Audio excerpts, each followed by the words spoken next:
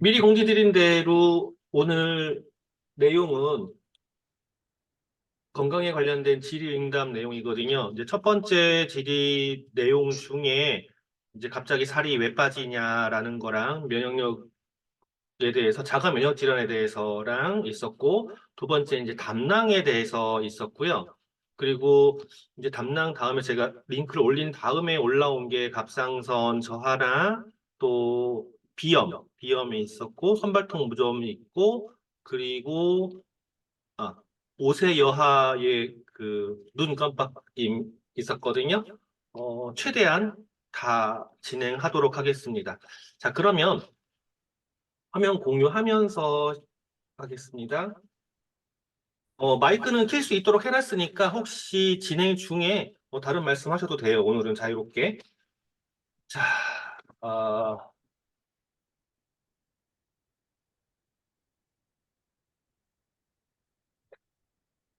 우선 이제 살이 빠지는 원인 부분에 대한 거죠. 살이 빠지는 원인. 살이 빠지는 원인이 한두 가지가 아니에요. 한두 가지 아닌데 살이 빠지는 원인에 대해서 이게 질문을 하셨길래 제가 그냥 살이 빠지는 원인을 이렇게 다 이렇게 찾아놨거든요. 일단 첫 번째 살이 빠지는 원인 심리적인 거 있어요. 심리적인 거. 두 번째는 이제 그 우리 몸에 장기 부분이 있죠. 심리적인 거랑 장기적인 부분이 있는데 어, 혹시라도 주위에 암이라고 그러죠. 암에 대한 문제가 있는 분들을 보면 살이 빠지죠. 네, 일반적인 세포랑 암세포랑은 달라요.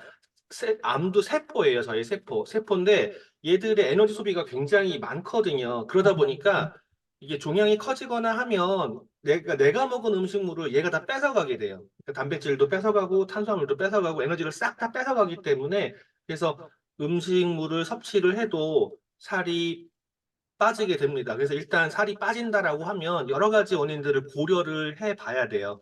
근데 이제 이런 경우는 최악의 경우이죠. 어쨌건 이런 부분들은 우리가 접근할 수 있는 부분보다는 병원의 도움을 받는 게 가장 확실합니다. 그 다음에 이제 당뇨가 있어요.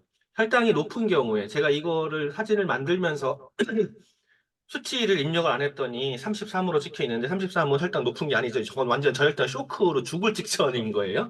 어쨌건 당뇨인 경우에 인슐린의 합성 분비가 이게 포도당을 가지고 에너지원으로 써야 되는데 이게 에너지원으로 못 쓰게 돼요. 당뇨 약이라든가 이런 걸 섭취를 하게 되면. 그리고 이제 이게 소변으로 나오면서 영양소를 막 채워야 되는데 채워도 안 되고, 그리고 이렇게 소변으로 막 배출되면서 우리 몸에 꼭 필요한 지방이라든가 단백질 이런 것들이 같이 막 나가요.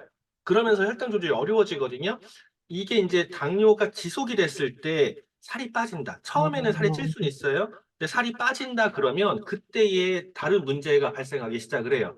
그래서 살 빠지는 거는 좋은 거는 아니죠. 살 빠지는 거에 대해서 조심할 필요가 있어요. 이건 좀 심각한 거거든요. 그래서 혈당이 높을 때 살이 빠질 수 있고, 이럴 때 해야 되는 거가 혈당이 급격하게 올라가는 거를 막아줘야 되고, 근육 손실도 막아줘야 돼요. 그래서 단백질을 충분히 섭취해주면서 혈당의 급격한 상승을 막으려고 하다 보니까 토치라든가 식이섬유에서 특히나 혈당 쪽은 식이섬유에서 수용성 식이섬유가 아니라 불용성 식이섬유가 더 필요하거든요. 이때 많이 필요하고, 그다음에 이제 살 빠지는 것 중에 하나가 갑상선이거든요. 갑상선이었었는데 제가 갑상선 기능의 항진. 갑상선은 또 질문이 하나 있으니까 이제 그 부분에서 좀 하겠지만 어쨌건 갑상선 호르몬이 과다 분비가 되는 경우에 신진대사가 빨라지면서 나오는 증상들이 있어요. 일단 눈이 튀어나와요. 튀어나오고, 그리고 급격하게 에너지를 확 썼다가 확 빠지기 때문에 막 피곤하기도 하거든요. 그러니까 두근거리고, 심장도 두근거리고, 안구도 돌출되고, 막 이런 증상도 보여요. 그래서 요런 때에도 살이 빠지게 돼요. 요런 때 빠질 때의 방법과 갑상선 기능 저하의 방법이 좀 상이하기 때문에 이것도 알 필요가 있고, 그 다음에 이제 신체적인 부분에서 위궤양이죠. 위궤양 같은 경우에 우리가 최근에도 제가 제 파트너분의 건강검진 기록에서 이걸 확인을 했었는데 위장 점막의 일부가 탈락이 되는 경우가 있어요. 이게 패이는 거죠. 패이거나 또는 어, 이게 빨갛게 일어나는 경우가 있거든요. 이럴 때 처음에는요, 이게 부종이 생겨서 살이 쪄요. 배가 나오기도 하고 살이 찌거든요. 근데 이게 이제 조금 지속이 되면 속쓰림을 동반을 하면서 영양소 흡수가 안 돼요. 소화가 안 되면서 영양소 흡수가 안 되고 이렇기 때문에 이때부터 살이 빠지기 시작해요. 그러니까 이게 위궤양이 있다라고 하면 붓는다.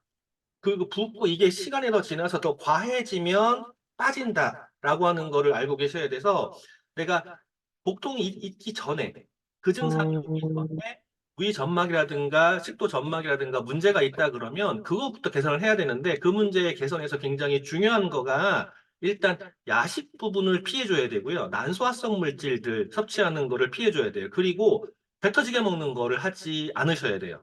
그러니까 간식도 안 되고 습식도 안 되고 배 터지게 먹는 것도 안 되고 야식도 안 되고 그런 거를 계속 지속적으로 해주면서 위장 건강을 도와줘야 돼요. 그다음에 이제 염증이 생기는 게 있어요. 또 위뿐이 아니라 장에 염증이 생기는 거 있거든요. 위장이라든가 소장, 대장에 소화기계 염증이 발생했을 경우에도 살이 빠지는데 위궤양과 같은 현상이 일어나거든요. 우리가 소화를 해서 소화된 영양소가 흡수가 돼야 되는데 영양소 흡수가 되지 못하고 그냥 빠져나가 버리는 거예요. 그래서 아무리 먹어도 난 살이 왜 안 찌지라고 하는 경우도 염증 수치가 좀 있는 경우들이거든요. 이럴 게 장에 염증이 생기면 또 하나의 문제가 뭐냐면 배고픔을 느끼는 호르몬의 이상이 생기기 시작을 해요. 염증 때문에. 그러면 내가 밥을 먹어야 되나라는 생각이 들기도 해요. 그래서 염증성 장질환이 있는 경우에도 문제가 되고 이거랑 이제 같이 겹쳐서 에디스병이라는 게 있어요. 우리 몸의 면역 체계의 호르몬의 조절에 문제가 됐을 때 이때 이제 부신을 공격해서 생기는데 이게 부신이 어디 있는 거냐면 신장 바로 위에 붙어 있거든요. 신장 바로에 있는 이 부신, 그러니까 신장하고 연결되어 있는 이 부신을 공격하면서 이게 부신 호르몬의 교란으로 발생하는 것 때문에 살이 빠지기도 해요. 그러니까 여기까지가 위궤양부터 갑상선 말고 위궤양부터 염증성 장 그리고 X병까지가 우리 소화기관 전체의 문제거든요. 얘들의 문제가 있을 때 살이 빠지는데 이거 말고도 갑상선 기능이라든가 당뇨에서도 살이 빠질 수 있어요. 그래서 누군가가 내 가족이나 지인분 중에 갑자기 살이 빠진다 그러면 요 전 단계들을 봐야 돼요. 혹시 이런 문제나 암이나 당뇨나 갑상선 기능이나 위궤양이나 염증성 장질환이나 에디슨병 그리고 이런 것들을 봐야 되고 그다음에 이제 문제가 요즘에 가장 많이 문제되는 거죠. 젊은 친구들에게 그 신경성 부분인데 어, 애들이 이제 살찌는 거에 TV에 나오는 애들 보면은요 완전히 인형이잖아요. 그 젓가락처럼 돼 있잖아요. 이런 거를 보면서 동경을 해요. 동경을 하면서 내가 많이 먹어서 그래라고 자꾸 이제 심리적인 거부감을 갖는 거죠. 예쁜 애들. 그리고 또 이제 SNS에 올리는 사진 보면 필터 쓰잖아요. 얼굴이 이만한 애가 요만해지잖아요. 막 이런 거를 보면서 자기 거울을 보는 거죠. 거울을 보다 보니까 나는 못생겼다라고 생각을 하게 되고 이거에 대한 해소 방향으로 난 안 먹어야 돼. 먹으면 안 돼. 이런 생각을 하다 보니까 신경성 거식증이 생겨서 그래서 살 빠지는 경우가 있고 또 스트레스죠. 근데 스트레스가 되게 웃기는 게요. 스트레스를 받으면 살이 쪄요. 근데 스트레스를 받으면 살이 빠져요. 두 가지가 같이 오거든요. 근데 스트레스라는 게, 이렇게 생각하면 돼요. 스트레스를 받으면 우리가 심장이 두근두근 두근두근 거린단 말이에요. 심장이 두근두근 두근두근. 이 심장이 두근거리는 거가 어떤 때 또 두근거리냐면요. 운동을 할 때나 누군가를 사랑할 때 두근거려요. 만약에 지금 여기 계시는 김슬기영 리더님이 멋진, 아주 멋진 연예인 남자랑 옆에 딱 붙어 있다고 가정을 해봐요. 심장이 벌렁벌렁벌렁 하거든요. 같은 두근거림거리요. 이걸 어떻게 해결하냐인데, 심장이 두근거린다라는 그 스트레스 상황이 내가 심장이 두근거려서 스트레스를 받아서 이걸 해결을 해야 돼 그러면은요, 내 온몸에 있는 피가 4리터 정도밖에 안 되는데 이게 어디로 가냐면 근육으로 가고요. 뇌신경으로 올라가게 돼 있어요. 그러다 보니까 소화기가 다 빠져버려요. 소화기로 안 가요. 피가 안 가고, 그리고 피부로 안 가요. 피부로 안 가고, 그리고 생식기로 안 가요. 그러니까 성욕이 사라지게 되는 거죠. 스트레스를 받으면. 그러니까 피부도 푸석푸석해지고, 소화가 안 되고, 그리고 성욕 사라지고, 이러면서 살이 빠지기도 해요. 근데 반대로 이것 때문에 근육으로 간 피가 다시 근육으로 가서 뭉쳐버리는 현상이 발생하니까, 굿지방이라고 그러죠. 살이 부으면서 찌기도 해요. 두 개 어느 거 올지는 정확히 알지는 못해요. 상황에 따라 달라지니까. 근데 이걸 반대로 해결할 수 있는 게 두근거림이라는 게 스트레스 똑같지만 누군가 사랑할 때도 똑같거든요. 그래서 이거를 사랑으로 바꿔버리면 돼요. 사랑으로 바꿔버리면은 좀 해결될 수 있어요. 그래서 머리 빠짐도 사실은 피부로 피가 안 가서 그래요.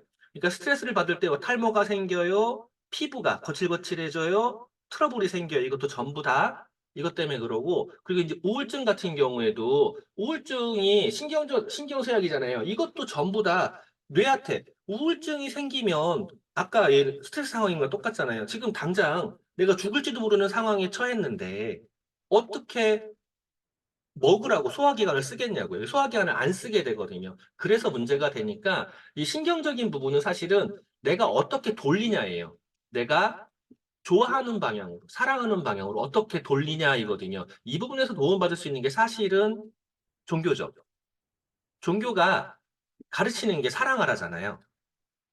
사랑하는 거를 내가 혼자 못하니까 옆에서 도와줄 필요가 있어요. 그런데 인간적인 사랑 같은 경우에 배신을 많이 당하니까 그거에 대한 트라우마가 있는 경우가 있거든요. 그러니까 자꾸 이제 기대게 되는 거죠. 기대면은 좋지는 않은데 하여간 종교는 필요할 수는 있다. 이 스트레스 부분 때문에 그러거든요. 살 빠지는 이유들은 이런 것들이 있어요.